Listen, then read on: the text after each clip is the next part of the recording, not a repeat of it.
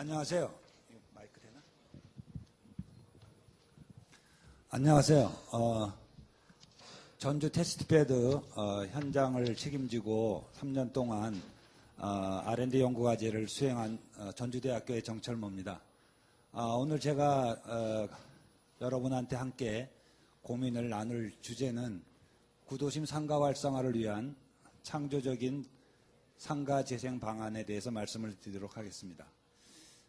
지난 3년간 상가 재생에 대한 여러 가지 기법들을 현장에 적용하면서 새롭게 발굴된 상가 재생 기법을 좀 창의적인 상가 재생 기법이라고 카테고리화해서 말씀을 드리고자 합니다.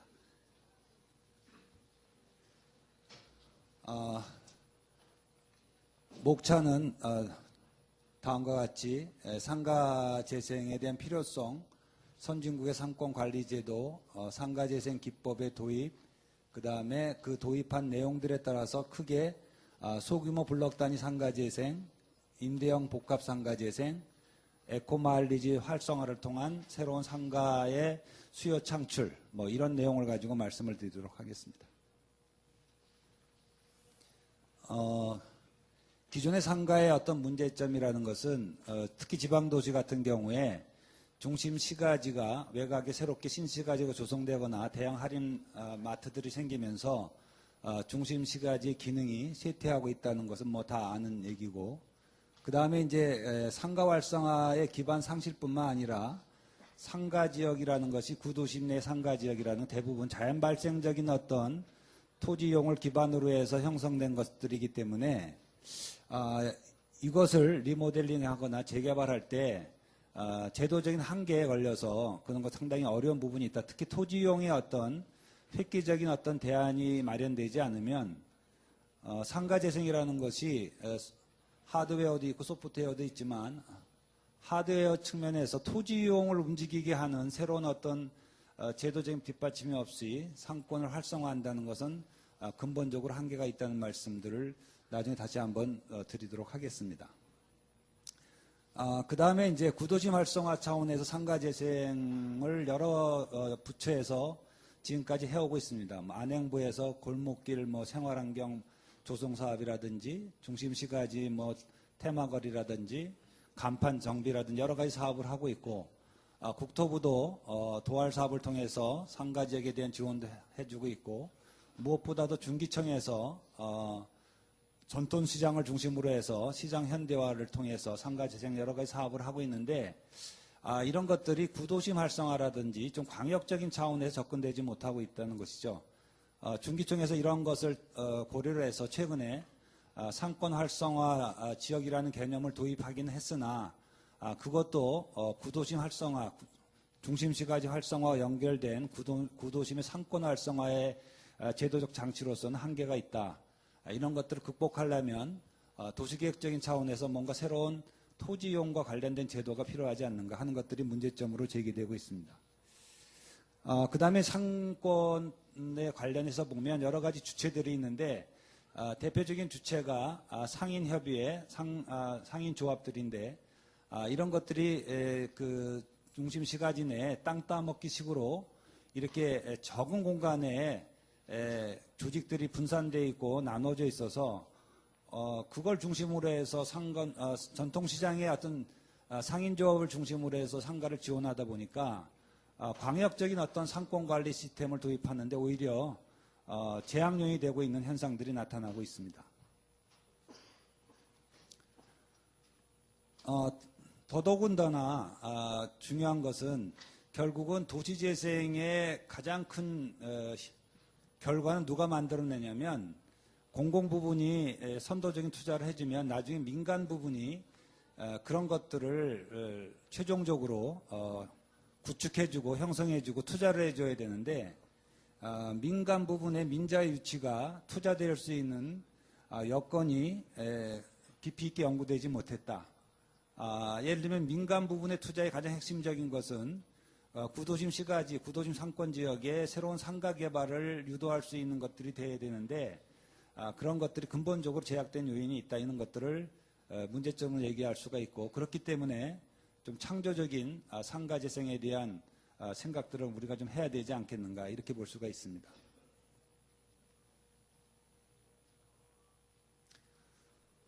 구도심 상권의 가장 중요한 역할을 하고 있는 전통시장의 실태와 문제점을 정리해 봤습니다. 줄어들고 있고요.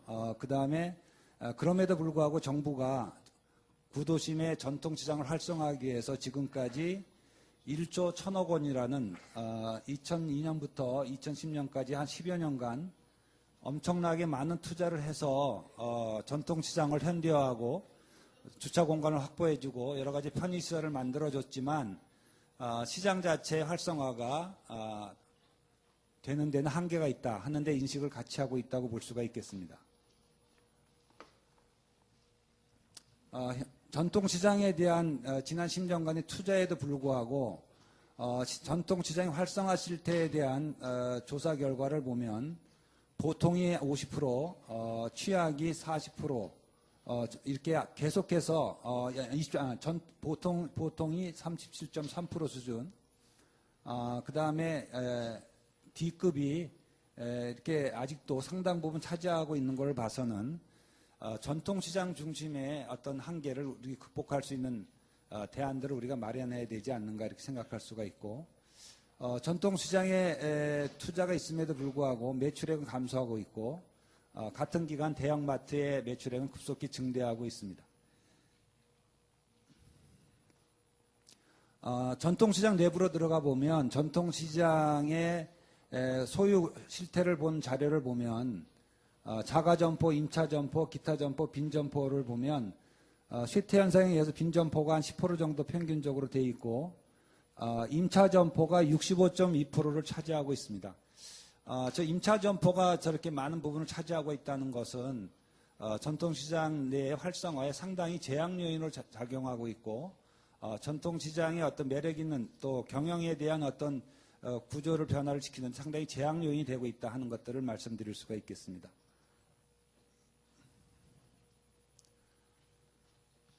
그래서 도시재생 차원에서 상권을 활성화시키기 위한 외국의 자료들은 여러분이 잘 아는 바와 같이 영국이라든지 미국이라든지 일본은 BID 제도라든지 뭐 TCM 제도라든지 뭐 TMO 제도라든지 광역적인 상권 관리 제도를 통해서 중심시가지를 체계적으로 관리하고 있다 하는 것들을 우리가 살펴볼 수가 있겠습니다.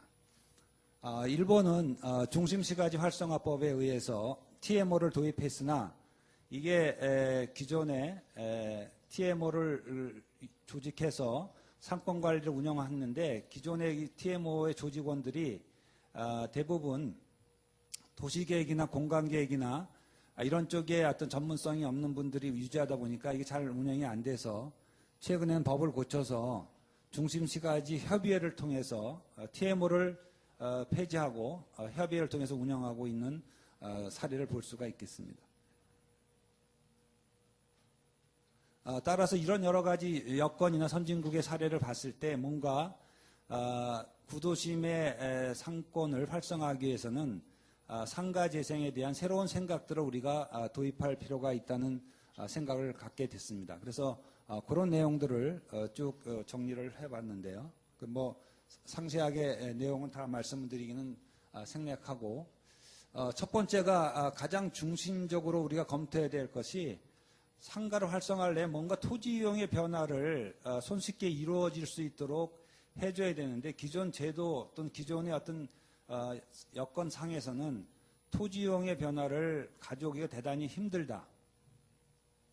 예를 들어서 기존에 많은 상가들이 과거의 건축적인 어떤 기준에 의하거나 또는 불법적으로 시설을 확충을 해서 만들어 놓은 상가 면적을 상가 재생을 한다고 오늘날 건축법에 의해서 재건축할 경우에는 기존에 자기네들이 가졌던 상가 매장의 상당 부분을 내놔야 되기 때문에 그런 것들의 첫 번째 발목이 잡혀서 상가 재생에 대한 투자가 상당히 현실적으로 어려운 면들이 있습니다. 그래서 이런 것들을 극복할 수 있는 어떤 제도적 장치가 필요하지 않는가.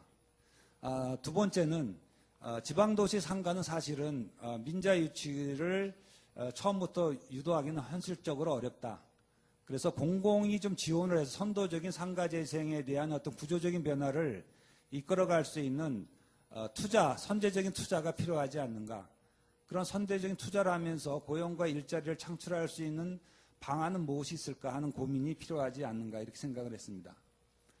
끝으로 구도심의 상권이 활성화하게 되기 위해서는 새로운 수요가 있어야 되는데 수요가 있으려면 구도심의 인구가 증대되고 해야 되는데 인구는 다 빠져나가고 있기 때문에 새로운 소비 수요가 구도심에 들어오게 하려면 어떻게 할 것인가 하는 데 대한 고민을 하는 것, 그것 자체가 좀 창의적인 생각을 해볼 필요가 있지 않은가 하는 것들이 새로운 창조적인 상가 재생에 대한 중요한 포인트가 되겠습니다. 그래서 지난 우리가 2006년부터인가요? 시작을 해서 지방도시 상가 활성화에 대한 여러 가지 기법이라든지 제도라든지 장치들을 고민해 왔는데 창조적인 상가 재생의 기본 틀로서 저희가 구도심 상가 활성화 관련해서 테스트베드 지역을 들어갈 때 처음 가졌던 틀은 왼쪽에 있는 틀입니다. 소규모 분산 투자를 해서 맞춤형 상가 재생을 할 수 있는 기법을 가지고 한번 현실적으로 해볼 방법을 찾아보고, 두 번째는 결국 상가를 재생하면 지주가 움직여야 되는데 그 지주가 움직이게 하려면 지주 중심 상가 조직을 어떻게 활성화를 해서 해야 될 것인가. 그 다음에 상가의 새로운 어떤 창업을 유도하고 새로운 어떤 그 소비 창출을 할 수 있는 매력적인 공간을 만들어내기 위해서는 창업상가 인큐베이터라는 기법을 통해서 노력을 해야 되겠다 하는 것들을 갖고 생각을 했었는데, 현장에 가서 테스트베드를 하면서 드러난 첫 번째 문제가 이게 토지 이용에 대한 변화가 없이는 상가 재생에 대한 어떤 방향을 찾을 수 없겠다. 그러니까 기존의 많은 학자들이 소규모 단위 개발에 대한 필요성을 제기해왔고, 이것은 상업지역뿐만 아니라 주거지역에 대해서도 기존 구도심의 저층 주거지역에 대한 개발 방식은 논의되어 왔던 것들이 있습니다. 그래서 그것들을 좀 발전시켜서 상가지역에도 소규모 블럭 단위 개발 방식을 좀 도입할 필요가 있다. 일본의 사례를 보니까 미니 토지구역 정리 사업이라든지 나름대로 우리와 똑같은 고민을 해서 그거에 대한 여러 가지 제도적 장치를 마련해 놓고 있기 때문에 이런 것들을 우리가 발전적으로 받아들여서 소규모 블록 단위 상가 재생 기법을 현실화할 수 있는 그런 어떤 노력을 우리가 해서 토지의 어떤 유동성, 토지의 어떤 그 공간의 어떤 계획의 어떤 변화를 가져올 수 있는 틀을 마련하는 것 필요하다는 점을 생각했고요. 두 번째는 이제 공공 지원을 먼저 선제적인 투자를 해서 상권이 쇠퇴하는 것들을 예를 들면 거점적인 어떤 시설도 좀 넣어줬으면 좋은데 그 방식은 무엇일까를 생각을 했습니다. 그래서 그것은 공공이 지원하는 임대복합 상가를 도입하는 것은 우리가 첫 번째로 해볼 창의적인 재생 사업의 하나가 아닌가 해서 거기에 대한 정리를 좀 해봤고요. 마지막으로는 이제 수요 창출을 위해서 지역 화폐 제도라든지 여러 가지 노력을 하고 있는데 탄소 마일리지라는 제도가 지금 정부 부처에서 추진하고 있기 때문에 이 탄소 마일리지 카드를 활용해서 이것을 구도심 상권에서 예를 들면 집중적으로 쓸 수 있는 메커니즘을 만들어주면 나름대로의 새로운 어떤 소비 창출을 할 수 있지 않을까 하는 생각을 해봤습니다. 먼저 이제 소규모 블록 단위 상가 재생에 대한 내용입니다. 일반적으로 상가가 갖고 있는 가장 큰 문제점이 뭐냐면 저희가 전주 테스트베드의 구도심의 중앙시장 상권을 중심으로 해서 보니까 전체 필지 중에서 세장형, 부정형, 과소필지, 일반형인데 부정형으로 되어 있는 것은 3.5, 과소필지가 20.8%를 차지하고 있어요. 그래서 상가 지역에 뭔가 좀 하려면 토지를 합병하거나 분할하는 데 대한 어떤 인센티브나 제도적 장치가 없으면 이 과소필지 문제라든지 이런 문제를 피해갈 수 없다. 또 세장형, 부지 자체가 오늘날 건축 규모에 걸맞는 형태로 되어 있는 것이 아니라 24.3%가 자연 발생적으로 형성되어 있는 토지를 갖고 있고 이것을 현대적인 의미의 상가라는 개념으로 재개발을 통해서 상가 재생하려면 이러한 토지 형태를 극복할 수 있는 제도적 장치가 없이는 근본적으로 한계가 있지 않은가 이렇게 생각해 볼 수가 있었습니다.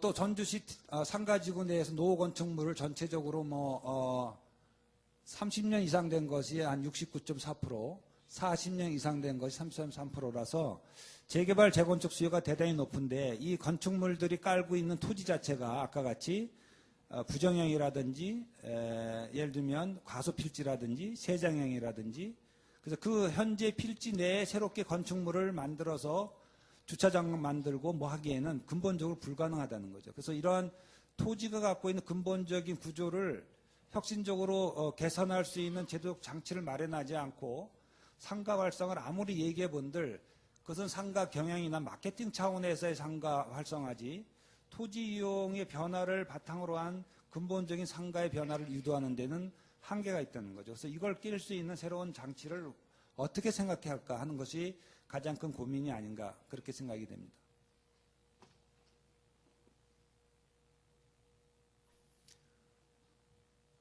아까 말씀드린 그런 내용이니까 넘어가도록 하겠습니다.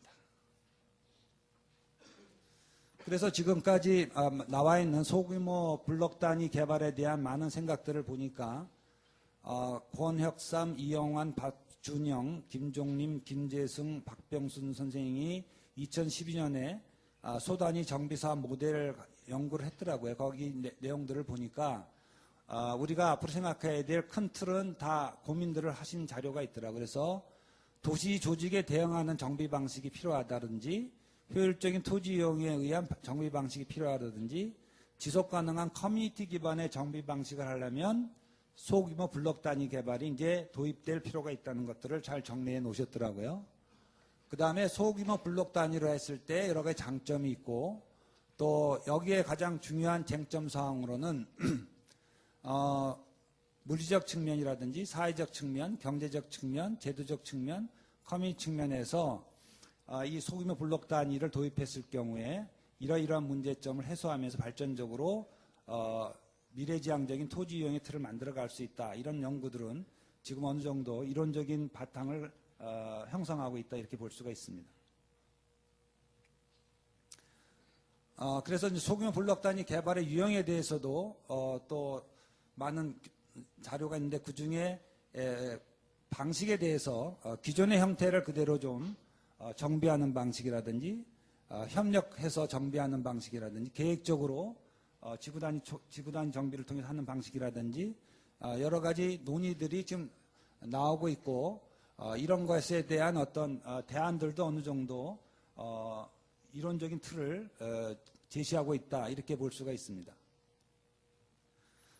일본의 사례를 간단하게 살펴봤습니다. 일본의 사례가 상가 지역의 어떤 소규모 블록 단위 개발과 반드시 일치하지는 않지만 일본도 나름대로 우리와 유사한 토지 구조를 갖고 있고 이걸 정비하기 위해서 기존의 어떤 개발 방식과는 달리 새로운 어떤 제도가 필요했기 때문에 이와 같이 미니 구획 정리 사업을 다양하게 도입하고 있다. 가구 고도 이용을 위한 방식이라든지 부지 정서형, 부지가 불규칙하기 때문에 이것을 계획적인 어떤 정비를 할 수 있도록 이렇게 만들어가는 데 필요한 어떤 토지를 형성하는 토지구획 정리 사업에 대한 기법도 제도화시켜 놓고 있고 또 도로변의 가로 정비 사업, 우리도 최근에 유사한 제도를 도입하긴 했지만 그다음 녹주 또 맨 아래는 안전 시가지 형성을 위한 토지구획 정리 사업 등등에 있어서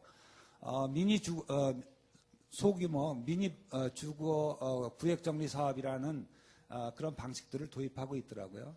그래서 이것에 대한 내용들에 대한 세부 내용인데 이건 첨부 파일로 넘어가겠습니다. 그래서 이러한 내용들을 우리가 볼 때 이제 우리도 지방도시 또 노후된 저층 주거지나 또는 지방도시의 노후된 상가 지역에 대해서 토지 이용의 효율화를 기하고 민간의 어떤 투자를 유도할 수 있는 토지 개발의 어떤 제도를 마련할 필요가 있지 않는가 이런 생각을 하게 됐습니다. 다음으로는 이제 임대형 복합상가 조성 기법입니다. 이것은 아까 말씀드린 바와 같이 선제형 상가의 활성화를 위해서 상가의 새로운 수요와 정주 인구를 늘릴 수 있어야 되는데 늘릴 방법이 없더라고요. 그래서 저희가 자료를 검토하던 중에 LH공사에서 저소득계층을 위한 임대 사업을 하는데 유사한 방식을 갖고 있더라고요. 그래서 임대 사업을 임대형 주택을 짓게 해서 그 주택을 LH가 사가지고 저소득자한테 임대를 놔주는 방식을 있는데 이러한 방식을 상가 쪽에 도입해서 상가만이 아니라 주상복합 상가를 개발해서 이것을 개발하면 LH가 사서 저렴하게 주거도 공급하고 창업상가라든지 임대상가를 공급하는 방식을 상가 지역에 도입하면 어떤가. 그것도 모든 상가 지역에 다 할 수 있는 것은 아니고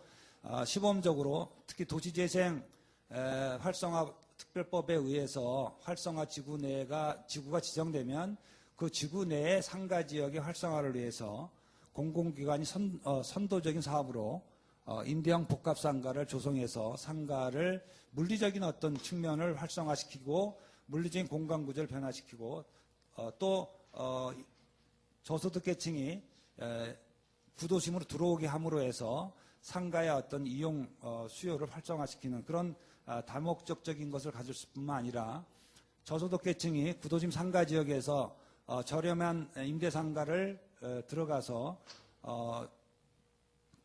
빈곤의 어떤 악순환에 빠지지 않고 빈곤을 탈피할 수 있는 새로운 일자리 창출이라는 측면과도 연계시킬 수 있지 않은가. 그런 어떤 다목적적인 차원에서 공공지원형 임대복합 상가라는 개념을 한번 도입해 볼 필요가 있지 않은가 이렇게 생각을 했습니다. 그래서 이 임대복합 상가의 기본 틀은 노후상가 건축 철거 정비의 어떤 계기를 마련하는 공공의 선도적인 지원 사업으로 해서 노후상가 지구의 토지 이용을 활성화하고 소규모 필지의 어떤 하필이라든지 불법 건축물에 대한 특례를 통해서 소규모 블록 단위 개발의 어떤 선제적인 사업으로 한번 해볼 수도 있지 않은가. 또 노후상가의 어떤 기반시설 확충을 하는데 기여할 수 있는 방식으로 임대형 복합상가를 지어서 영세상가 점포에 대한 지원, 또 상가지구 거주 인구를 증대시키고 일자리 창출을 창업 지원을 통해서 일자리 창출 창업상가를 만들어 제공할 수 있지 않은가. 이런 복합적인 생각을 담아낼 수 있는 것이 공공지원형 임대형 복합상가 재생 방식을 한번 시범적으로 도시재생 사업의 어떤 활성화 지구 내의 상가 지역에 대해서 해볼 필요가 있지 않은가 생각을 했습니다. 이런 임대형 복합상가의 추진체계는 지구 선정이 대단히 중요한데 지구 선정은 도시재생 사업지구나 상권 활성화 지구를 중심으로 아까 말씀드린 해가지고 철거 대상 건축물에 대한 필요하면 그것에 대한 진단이나 이걸 건축물 진단을 해서 노후된 D등급 이하의 건물에 대해서 재생 사업으로 임대형 복합상가를 했는데 이 개발 방식은 기존에 우리가 도입했던 지주중심 참여형 개발 방식이라든지 소규모 공동투자형 맞춤형 방식이라든지 아니면 새롭게 협동조합법에 의해서 요즘 만들어지고 있는 협동조합이 주체로서 이런 사업을 할 수 있도록 열어준다든지 해서 이 사업을 좀 활성화할 수 있지 않는가 이렇게 생각을 했습니다. 검토 과제는 여러분들이 쭉 읽어보시면 아까 말씀드린 바와 같이 이 대상 지역을 모든 상업지역에 열어둔다는 것은 LH의 작업 능력이나 또 이 사업 자체의 타당성이나 사업성이 있는 것이 제한되어 있기 때문에 구도심 상가 지역 중에 한정해서 도입해 보는 것을 검토해 볼 수가 있다. 두 번째, 이런 사업이 들어갈 때는 소규모 블록 단위 개발 방식과 함께 들어가 줄 수 있다면 훨씬 더 지역 상가의 어떤 토지 이용의 효율적인 활용에 기여할 수 있지 않는가. 더 나아가서 이런 사업을 함으로 해서 저소득계층이 빈곤에서 탈출할 수 있는 임대형 주거 공간을 확충해 줄 뿐만 아니라 구도심 지역에서 새로운 창업 기회까지 열어줄 수 있지 않는가 이런 생각을 해서 이런 것들이 사실은 여러 가지 제도나 법에 관련된 내용들과 함께 개선되어야 되기 때문에 이것을 또 해야 되고, 또 LH 같은 경우는 상당히 어려워서 이 사업을 추진을 하는데 제한된다면 아까 같이 협동조합들이 이 사업을 할 수 있도록 유도를 해서 그 협동조합이 개발한 데 대한 어떤 지원을 좀 해준다든지 하는 것들을 검토해 볼 수 있지 않은가 그런 생각을 했습니다. 마지막으로는 이제 에코 마일리지 활성화입니다. 지금 정부가 저탄소 녹색 도시를 조성하기 위해서 탄소 마일리지를 각 도시마다 환경부에서 하고 있고 그린 카드 제도를 도입해서 하고 있습니다. 최근에 탄소 포인트제 가입 인구가 점점 많이 늘어나고 있어서 국민적 관심이 있는데 이게 단순히 탄소 마일리지 하면 개별 가정한테 인센티브를 주고 끝났는데 이 탄소 마일리지를 돈으로 줄 것이 아니라 탄소 포인트제를 줘서 이 탄소 포인트제를 구도심 상가에서 사용을 하면 인센티브를 더 줌으로 해서 구도심의 어떤 새로운 소비력을 창출하면 좋지 않겠는가 그런 단순한 생각을 좀 연결해 본 내용입니다. 탄소 마일리지는 뭐 서울, 뭐 경기도 또 특히 경기도 수원시에는 자동차 마일리지, 탄소 마일리지 제도를 시범적으로 도입을 하고 있고요.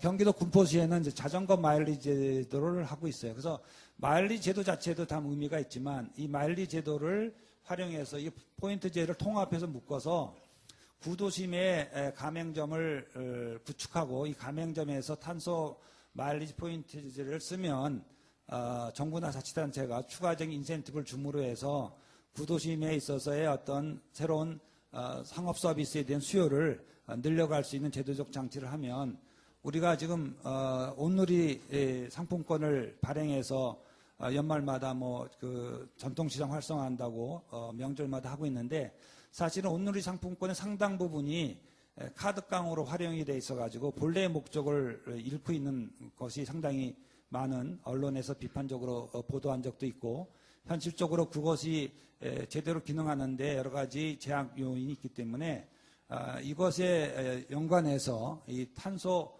마일리지 제도를 통합해서 자동차 탄소 마일리지, 뭐 에너지 탄소 마일리지, 자전거 탄소 마일리지를 통합해서 탄소 포인트제를 활용할 수 있는 에코카드제를 통해서 구도심 상권에 이 카드를 갖고 쓰면 구도심 가맹점에 쓸 경우에 인센티브를 줘서 더 활성화시키면 어떨까 하는 생각을 해본 내용입니다.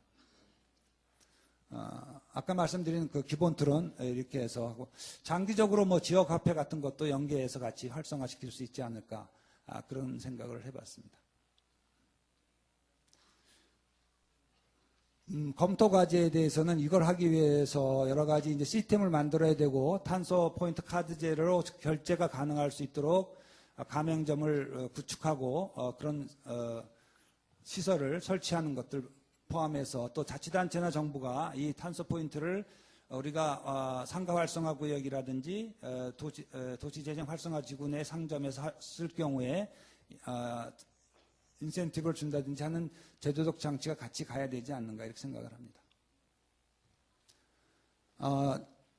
최종적으로 이제 결론을 말씀드리자면 상가 재생의 가장 핵심적인 사항은 국토부가 하는 도시 재생에서도 국토부는 토지 또 물리적 공간을 우리가 극복해서 사회적, 경제적 또는 환경적까지 개선해야 되지만 기본은 물리적인 어떤 재생의 틀을 갖고 추진해야 국토부의 성격에 맞다.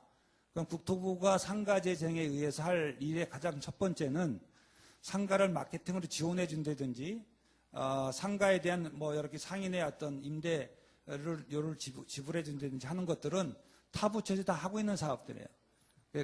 그렇다면 가장 시급하게 국토부가 상가 재생의 활성화를 위해서 해야 될 일은 소규모 블록 단위 개발을 가능하게 할 수 있는 제도적 장치를 마련해 줘야 되지 않는가.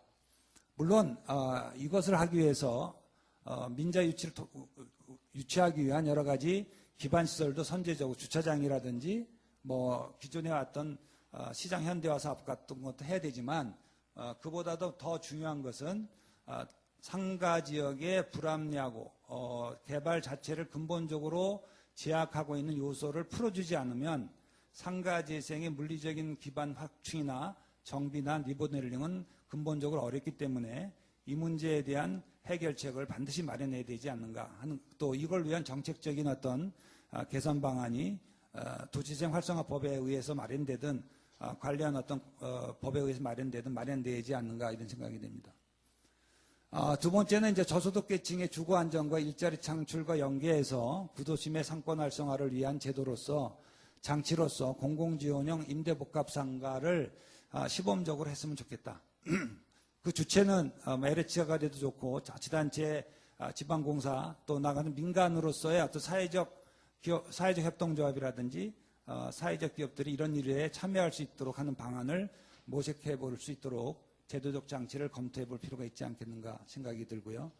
마지막은 아까 탄소 포인트제를 통합해서 에코카드 제도로 해서 구도심 지역의 어떤 소비력을 극대화시키는 것들을 함께 가졌으면 좋겠는데 이런 것들이 개별적으로 갈 것이 아니라 앞으로 우리가 구도심 활성화 계획에서 이러한 개발 기법이라든지 재생 기법들이 융합적으로 이렇게 연결되면서 유관부처 간의 정책과 패키지화돼서 추진해 줄 수 있으면 더욱 바람직하고 이걸 위해서 협력적 거버넌스 제도 같은 것들도 우리가 활성화할 필요가 있다고 생각이 됩니다. 이와 같은 창조적 상가재생 기법이 상가재생을 위한 유일한 방법은 아니지만 저희가 지난 3년 동안 상가재생에 대한 현장 속에서 보다 낫고 보다 새롭게 모색해볼 정책 수단을 만들어내기 위한 기법으로서 이런 기법들을 좀 고민을 해봤습니다. 여기에 대해서는 아직 우리가 타당성 검토 또 현장에서 실증적 분석한 단계가 아니기 때문에 여러분들이 아이디어 차원에서 또 정책적인 어떤 함의를 갖는 제안 차원에서 함께 고민을 해주셨으면 고맙겠습니다. 이상으로 구도심 활성화에 관련된 창조적인 상가재생 기법에 관한 발표를 마치도록 하겠습니다. 고맙습니다.